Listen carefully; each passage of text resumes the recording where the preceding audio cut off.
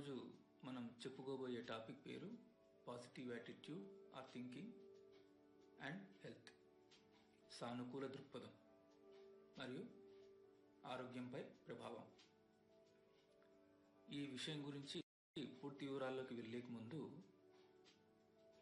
మనిషి తను ఆలోచించే విధానము, చూసే విధానాన్ని బట్టి రెండు విషయాల గురించి తెలుసుకుందాం. మొదటిది ఆప్టిమిస్టిక్, అంటే ఆశావాది. వీళ్ళు చూసే విధానం ఎలా ఉంటుందంటే వ్యక్తిగతంగా కానీ, పరస్పరంగా కానీ, పరిస్థితుల ప్రభావం వల్ల కానీ, అంటే ఇంకా ప్రతికూల పరిస్థితుల్లో కూడా, అన్ఫేవరబుల్ సిచ్యువేషన్స్లో కూడా నమ్మకంగా, సానుకూలంగా స్పందించటం. ఇక రెండవ వారి గురించి వస్తే పెసిమిస్టిక్, అంటే నిరాశావాది. Quite opposite. Negative thinking, logic లేకుండా, ఏ రీజన్ లేకుండా అపార్థం చేసుకొని చెడు జరుగుతుందని భావిస్తారు. మంచి వదిలేసి చెడును మాత్రమే చూస్తారు. అంటే ఇక్కడ ఇంకో విషయం తెలుసుకోవాల్సింది ఏమిటంటే, పాజిటివ్ థింకింగ్ అంటే మొహం మీద గుడ్డ వేసుకొని నాకు సమస్యలు ఏమీ లేవు అని వదిలేయటం కాదు. సమస్యలు ఉన్నప్పుడు సానుకూలంగా ఆ సమస్యను అధిగమించే విధానాన్నే పాజిటివ్ థింకింగ్ అంటారు. ఇంకొక రకంగా చెప్పాలంటే, ఒక సింగిల్ వర్డ్లో చెప్పాలంటే, పెసిమిస్టిక్ అంటే ప్రతి అంశాన్ని సమస్యగా లేక ఒక అడ్డంకిగా భావిస్తారు. ఆప్టిమిస్టిక్ అంటే ప్రతి సమస్యలో అవకాశాన్ని చూస్తారు. ఈ పాజిటివ్ థింకింగ్ అనేది మన గమ్యం కాదు, మనం జీవించే విధానం. ఈ టాపిక్ చాలా పెద్దది, ఎక్స్టెన్సివ్గా ఉంటుంది. తెలుసుకోవడానికి చాలా విషయాలు ఉన్నాయి. కానీ మన సమయాన్ని బట్టి దీన్ని కొంతవరకు పరిమితం చేద్దాం. అసలు విషయంలోకి వెళ్లే ముందు ఒక చిన్న ఉదాహరణ. ఒక సైకాలజిస్టు కొంతమంది స్టూడెంట్స్ మీద స్టడీ చేయాలని చెప్పేసి క్లాస్ రూమ్లో అందరికీ ఒక వైట్ పేపర్ మీద ఒక చిన్న డాట్ పెట్టేసి అందరికీ ఇచ్చారు. ఇచ్చి దాని మీద మీరేం చూశారు, మీ అభిప్రాయం ఏంటి అనేది చెప్పమన్నారు. అయితే అందరికీ పేపర్ అందజేసిన తర్వాత అందరూ చూడడం మొదలుపెట్టినారు. ఎంత చూస్తున్నా అందరూ తీక్షణంగా చూడడం మొదలుపెట్టినారు. అందరూ తీక్షణంగా చూసి ఏదో ఉంటుంది దీంట్లో అని చెప్పి అంతా వెతికి అందరూ ఈ చిన్న డాట్ ఉంది అన్నట్టుగా చెప్పారు. అయితే చాలా మంది అలానే చెప్పారు. అయితే ఒక్క మనిషి మాత్రము ఇది మొత్తం తెల్లగా ఉంది అని చెప్పాడు. అంటే 90% పీపుల్ ఆ తెల్ల పేపర్ మీద ఉండే డాట్ గురించే చెప్పారు. దాంట్లో ఒక్క మనిషి మాత్రమే మొత్తం తెల్లగా ఉంది, పేపర్ అంతా ఏం లేదు దీంట్లో అని అన్నాడు. అంటే ఇక్కడ మనకు వాళ్ళు చూసే విధానం అర్థమవుతుంది. అందుకోసం ఈ ఎగ్జాంపుల్ చెప్పడం జరిగింది. ఇది నిజంగా పరిశోధకులు చేసి చెప్పిన విషయం ఇది. అయితే మరి దానికి ఆరోగ్యానికి సంబంధం ఉందా అంటే ఖచ్చితంగా సంబంధం ఉందని చెప్పాలి. దీనికి ఎన్నో హెల్త్ బెనిఫిట్స్ ఉన్నాయన్నది నిర్వివాదమైన అంశం. అది కూడా సైంటిఫిక్గా ప్రూవ్ అయింది. అది ఎలాగో చూద్దాం. అంటే చెప్పాలంటే ఇన్క్యూరబుల్ డిసీజెస్ అని చెప్పబడే రోగాల్లో కూడా పాజిటివ్ ఫీలింగ్స్, అంటే ఆలోచనలతో నిదానంగా వాళ్ళ క్వాలిటీ ఆఫ్ లైఫ్లో ఎంతో ఇంప్రూవ్మెంట్ కనపడింది. అయితే ఇక్కడ కూడా ఒక రెండు ఉదాహరణలు చెప్పుకుందామండి. థింకింగ్ ఎలా ఉంటే ఆరోగ్యం ఎలా ఉంటుంది అనేది. ఇది కూడా జరిగిన ఇన్సిడెంట్సే. ఒకసారి ఒక లేడీ సుమారు 45 ఏళ్ళు ఉంటాయి. ఆమె ఒక డాక్టర్ని కలిసింది ఒక కంప్లైంట్ కోసం. ఆ డాక్టర్ ఏమన్నా డాక్టర్ కమ్ సైకాలజిస్ట్. అయితే ఆ డాక్టర్ దగ్గరికి ఈమె, నాకు ఛాతీలో నొప్పి ఉంది, అక్కడ వాపు ఉన్నట్టు కనపడుతుంది, నాకు క్యాన్సర్ ఉందేమో అని భయంగా ఉంది అని చెప్పడం జరిగింది. ఆ కంప్లైంట్ వెళ్ళింది. అయితే డాక్టర్ అన్ని చెక్ చేసి, అమ్మ అక్కడ నాకేం కనపడడం లేదు, ఏ సమస్య లేదు, మీరు హ్యాపీగా వెళ్ళొచ్చు అని చెప్పాడు. సరేనా, ఆమె అప్పటికి వెళ్ళిపోయింది. మళ్ళీ నెల తర్వాత వచ్చింది.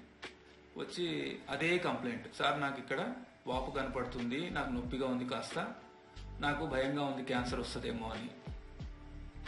అంటే మళ్ళీ డాక్టర్ పరీక్ష చేసి, మళ్ళీ ఏం లేదమ్మా, ఇక్కడ అంతా బాగుంది, మీరేం భయపడాల్సిన పని లేదు అని చెప్పాడు. సరేనా, అప్పుడు వెళ్ళిపోయింది. అట్లా ప్రతిసారి, ప్రతి 6 నెలలకు ఒకసారి, ప్రతి సంవత్సరానికి ఒకసారి అట్లా వచ్చిపోతూనే ఉంది. డాక్టర్ అన్ని పరీక్షలు చేయటము, ఏమీ లేదని చెప్పటం, మీరేం భయపడకండి, అక్కడ ఏం నాకు కనపడడం లేదు, పరీక్షల్లో కూడా ఏం లేదు కదా అని చెప్పాడు. అయితే మొత్తం ఇలా జరుగుతుండగా ఒక 3 సంవత్సరాలు 4 సంవత్సరాల తర్వాత మళ్ళీ వచ్చింది ఆమె. మళ్ళీ వస్తే ఈసారి కూడా అదే కంప్లైంట్ చెప్పింది. మళ్ళీ డాక్టర్ అన్ని పరీక్షలు చేసి, అమ్మా నీకు క్యాన్సర్ బ్రెస్ట్ వచ్చింది అని చెప్పాడు. అంటే అప్పుడు ఈ డాక్టర్ ఏమన్నాడంటే, నువ్వు అనుకునేది సాధించావమ్మా అన్నాడు. అంటే ఆ నెగిటివ్ థింకింగ్ మనసులో పెట్టుకోవడం వల్ల దాని తర్వాత ఇది బయటపడడం జరిగింది. అంటే సైకలాజికల్ థింకింగ్కి ఆరోగ్యానికి ఒక కనెక్షన్ ఎలా ఉంటుంది అనే దానికోసం ఈ ఎగ్జాంపుల్ చెప్పాను నేను. అదే రకంగా ఇంకొకసారి ఒక వ్యక్తికి, అతనికి కూడా మధ్య వయసు ఉంటుంది, దాదాపు 45-50 ఏళ్ళు ఉంటాయి అతనికి కూడా. అతనికి కూడా బ్లడ్ క్యాన్సర్ అని చెప్పి డయాగ్నోస్ అయింది. డయాగ్నోస్ అయిన తర్వాత డాక్టర్ దగ్గర చూపించుకుంటే, నువ్వు ఎక్కువ కాలం బతకవయ్యా, నీకు చాలా వరుసగా ఉంది కండిషను, బతికేది కొన్ని నెలలు మాత్రమే అన్నట్టుగా డాక్టర్స్ చెప్తారు. చెప్పిన తర్వాత ఈ విషయం తెలిసిన తర్వాత భార్య బిడ్డలు అతన్ని వదిలేసి వెళ్ళిపోయినారు. వెళ్ళిపోయిన తర్వాత ఈయనకు బాగా దుఃఖానికి లోనైనాడు. దుఃఖానికి లోనే చాలా బాధపడుతున్న సమయంలో, అదే సమయంలో ఒక ఇండియన్ స్పిరిచువల్ టీచర్ అక్కడ డిస్కోర్సెస్ ఇవ్వటానికి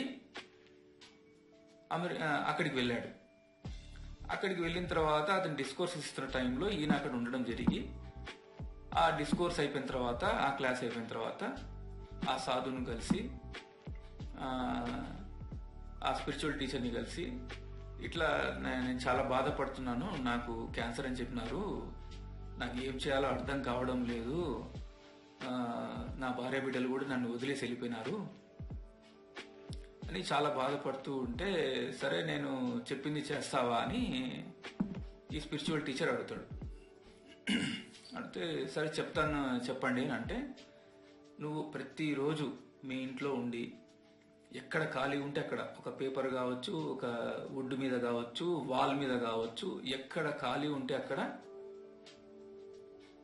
నేను ఆరోగ్యంగా ఉన్నాను, సంతోషంగా ఉన్నాను అని మొత్తం రాయమని చెప్పాడు. ఇలా 3 నెలలు చేసి దాని తర్వాత నాకు కనపడని చెప్పాడు.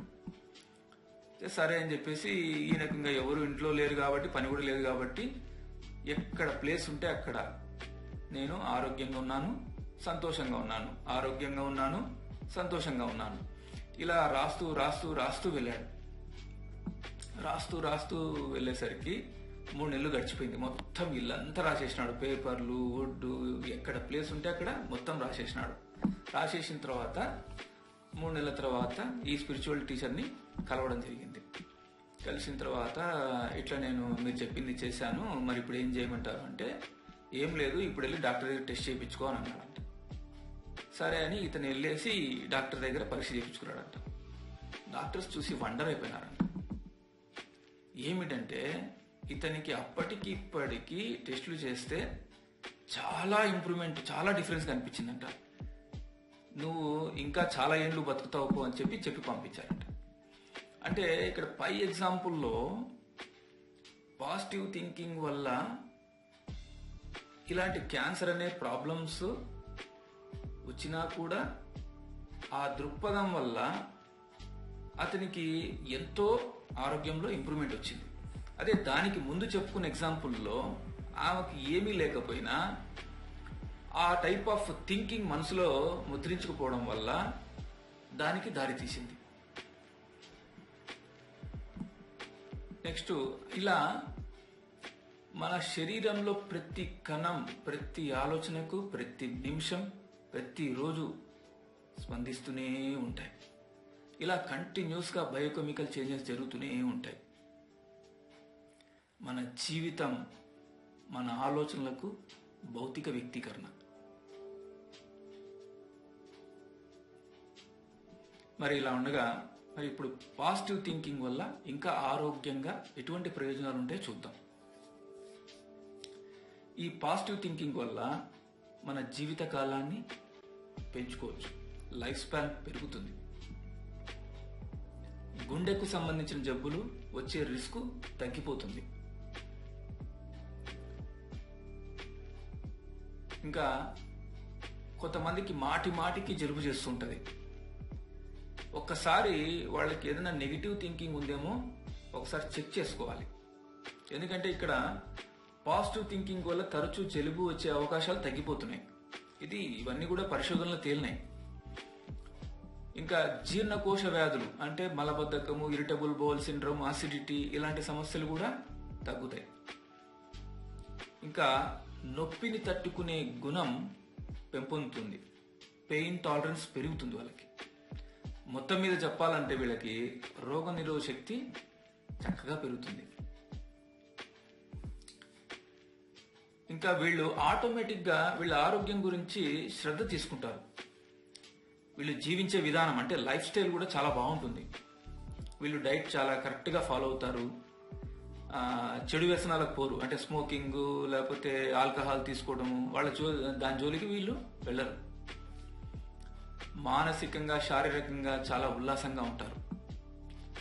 సమస్యలు వచ్చినప్పుడు కూడా వాళ్ళు సామరస్యంతో, సానుకూలంగా, ఒత్తిడికి గురి కాకుండా సమస్యను అధిగమిస్తారు.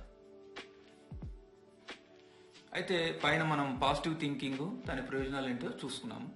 అయితే మరి నెగిటివ్ థింకింగ్ని ఎలా గుర్తించాలి, అంటే ఎలా ఉంటాయి అని మనం ఒకసారి అనుకుంటే దాని గురించి ఆలోచించవచ్చు. ఎగ్జాంపుల్స్ అంటే ఒక్కొక్కటి ఎలా ఉంటుందని మనం చెప్పుకుందాం. ఇప్పుడు ఏ కారణం చేతైనా మనం అనుకున్నది జరగనప్పుడు, అంటే చెడు జరిగినప్పుడు, ఫర్ ఎగ్జాంపుల్ ఒక ఉద్యోగం కోసం వెతికే వ్యక్తి అనుకుందాం.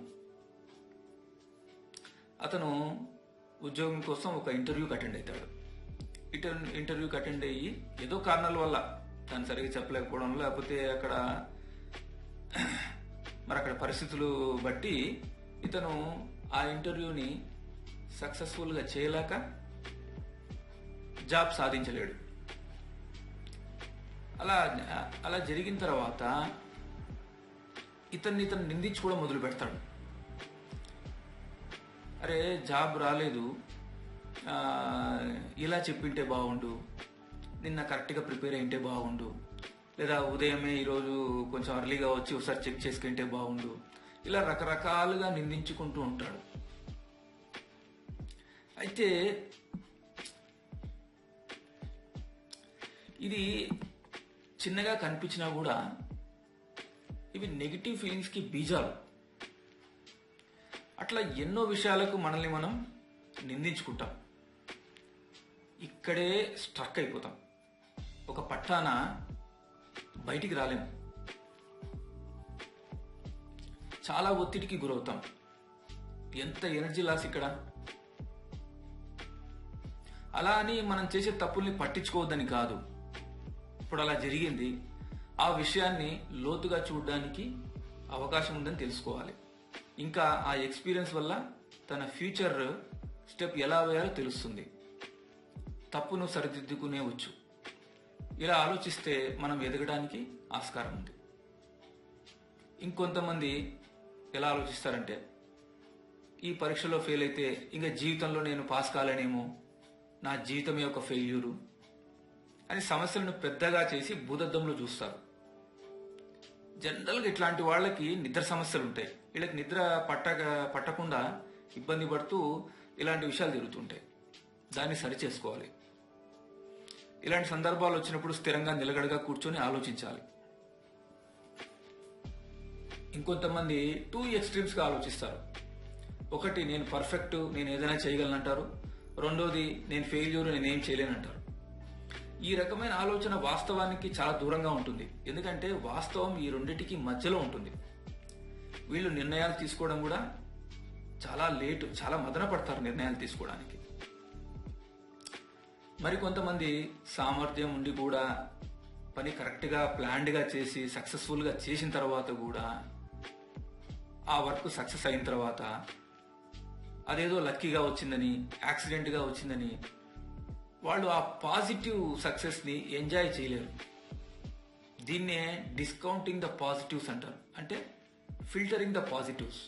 ఆ గెలుపుని ఎంజాయ్ చేయలేరు, ఆస్వాదించలేరు. ఆ సక్సెస్ అయినప్పుడు ఎంజాయ్ చేయాలి, వీలైతే దాన్ని సెలబ్రేట్ చేసుకోవాలి. మరికొంతమంది ఇది జరిగితే కానీ మేము హ్యాపీగా ఉండలేము అని అంటారు. అవి ఆర్థికపరమైన ఇబ్బందులు కావచ్చు, ఆరోగ్య సమస్యలు కావచ్చు, పిల్లల చదువులు కావచ్చు, వాళ్ళ ఉద్యోగాలు కావచ్చు, ఇంకేదైనా కావచ్చు. ఇది జరిగితే కానీ మేము సంతోషంగా ఉండలేము అంటారు. ఇలాంటి వాళ్ళు ఎప్పటికీ హ్యాపీగా ఉండలేరు.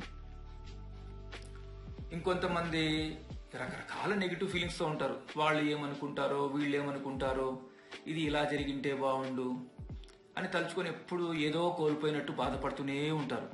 ఇలా రకరకాల నెగిటివ్ ఆలోచనలతో మనం బాధపడుతూనే ఉంటాం. ఈ నెగిటివ్ ఆలోచనలు ఎట్లా ఉంటాయంటే చిన్నగా మొదలయ్యి చుట్టుకొని పెద్ద వలయంలా తయారవుతుంది. ఇక్కడ ఇంకొక విచిత్రమైన విషయం మనం గమనించుకోవాల్సింది ఏంటంటే, కొన్ని పరిశోధనలు జరిపిన తర్వాత ఇక్కడ ఒక గ్రాఫ్ చూపించబడుతుంది. ఒక గ్రాఫ్ కనపడుతుంది చూడండి.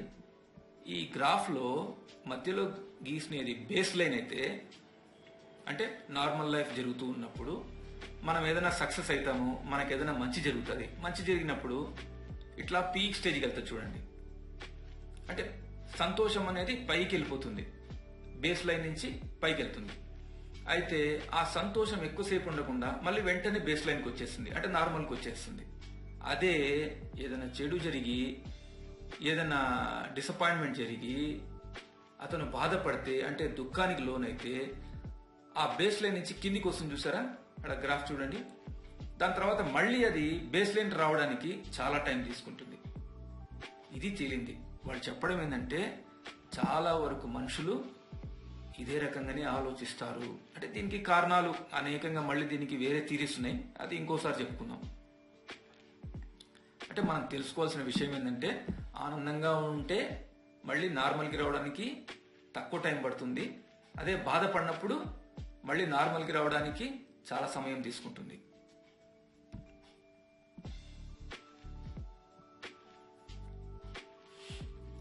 ఇప్పటి వరకు ఈ నెగిటివ్ ఫీలింగ్స్ రకరకాలు ఉండేటివన్నీ మనం తెలుసుకుందాం. సరే, ఇది ఇప్పుడు మనం ఏం చేయగలం, మనం ఏం చేయాలి? మొదటిగా మన ఆలోచనలు మనం గమనించుకోవాలి, అబ్జర్వ్ చేయాలి. ఎక్కడ మనకు చేంజ్ కనపడుతుంది, అంటే ఎక్కడ మనకు స్టార్ట్ అవుతుంది ఆ నెగిటివిటీ అనేది? మనం చేసే పనిలోనా, పని చేసే ప్రదేశంలోనా, ఇంట్లోనా, మనుషులతోనా? ఎక్కడ నీ ఆలోచనలో మార్పు వచ్చింది అన్న విషయం గమనించుకోవాలి. చిన్నగా వాటి మీద దృష్టి పెట్టాలి. ముందు అబ్జర్వ్ చేస్తేనే కదా ఏం చేయాలని తెలిసేది. చేసినా ఏం చేయగలమని అనుకోనికి లేదు. మధ్యలో రోజులో ఒకసారి కూర్చొని మీ ఆలోచనలు మీరు గమనించుకోవాలి. అరే, ఇప్పుడు నేనేమో ఆలోచిస్తున్నాను, అసలు ఇది కరెక్టేనా? ఈ రకంగా ఆలోచించవచ్చా? దీనికి అసలు రీజన్ ఉందా, లాజిక్ ఉందా? వీటికి నా సమయాన్ని అంతా ఇస్తున్నాను, దీనికి ఇంత అసలు విలువ ఉందా అని కూర్చొని జాగ్రత్తగా ఎవాల్యుయేట్ చేసుకుంటుండాల. దాన్ని పాజిటివ్గా మలుచుకోవడానికి ట్రై చేయాల. పరిశోధనలో ఏం తెలియదంటే,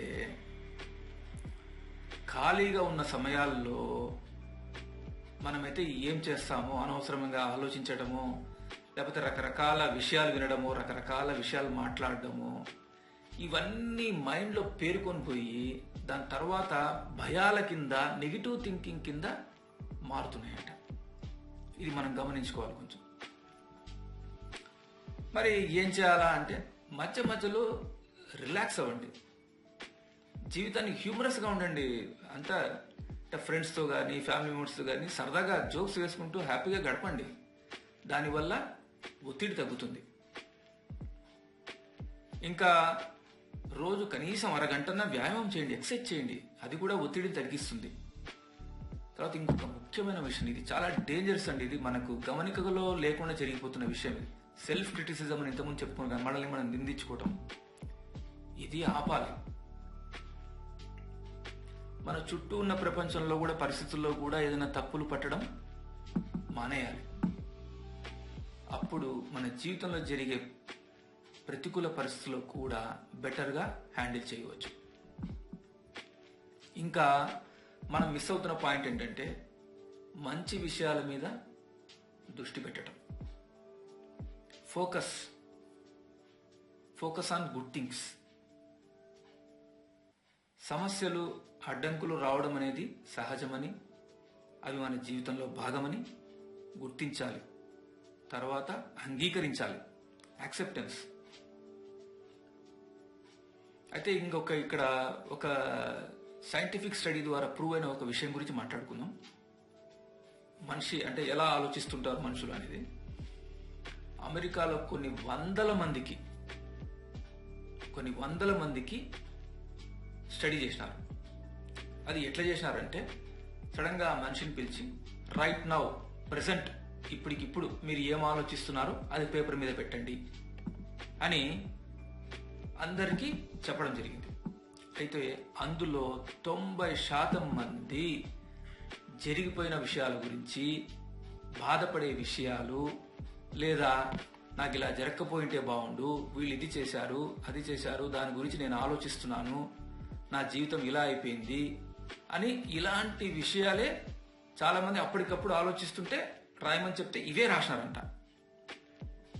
ఒక్క 10% నుంచి 20% ఈ మధ్యలోనే వీళ్ళు ఏ రకంగా ఆలోచించేవాళ్ళు అంటే వాళ్ళు నిర్ణయించుకున్న గోల్స్ గురించి, లేదా వాళ్ళు ఏం పని చేయాలనుకుంటున్నారో దాన్ని ఎట్లా చేయాలి, ఏం చేయాలి అనే ఆలోచనలో ఉన్నారు.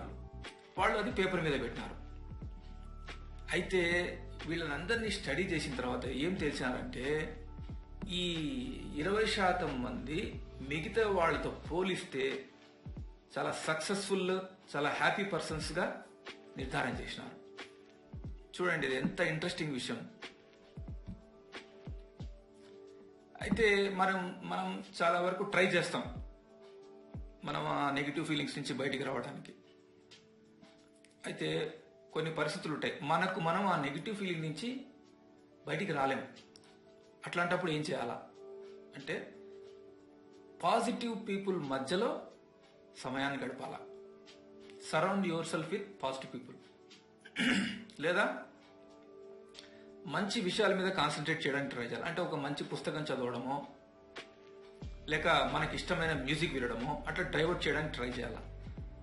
లేదా మనకి ఇష్టమైన ప్రదేశం, అంటే షిరిడి లాంటిది, మనకు ప్రశాంతత కలిగి హ్యాపీగా ఉండే ప్రదేశం, పాజిటివ్ వైబ్రేషన్స్ ఉండే ప్లేస్, అట్లాంటి ప్రదేశాలకు వెళ్ళడానికి ట్రై చేయాలి.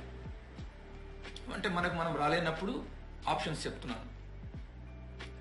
ఇంకా ముఖ్యంగా ఏంటంటే నెగిటివిటీని పెంచే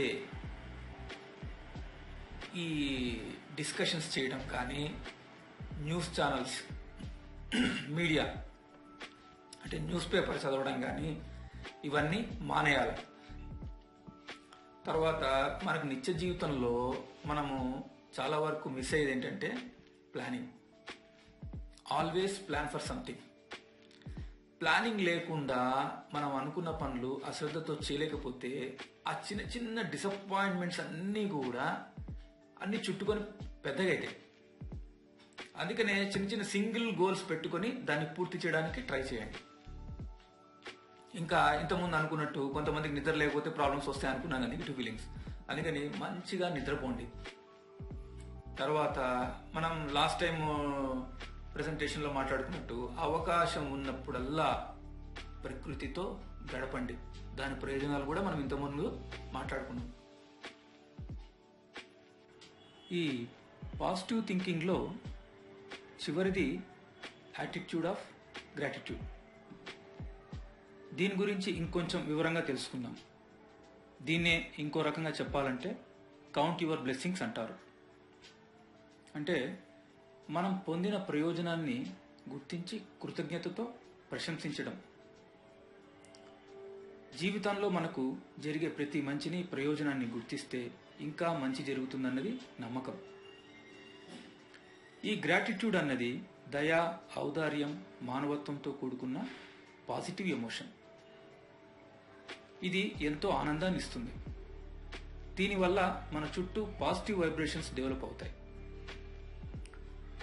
మనకు ఇతరుల నుంచి మంచి జరిగితే అది స్నేహితుడైనా, కుటుంబమైనా, మన చుట్టుపక్కల వాళ్ళైనా, మనకు సంబంధించిన వాళ్ళు ఎవరైనా సరే వాళ్ళని ప్రశంసించి కృతజ్ఞత తెలుపుకోవాలి.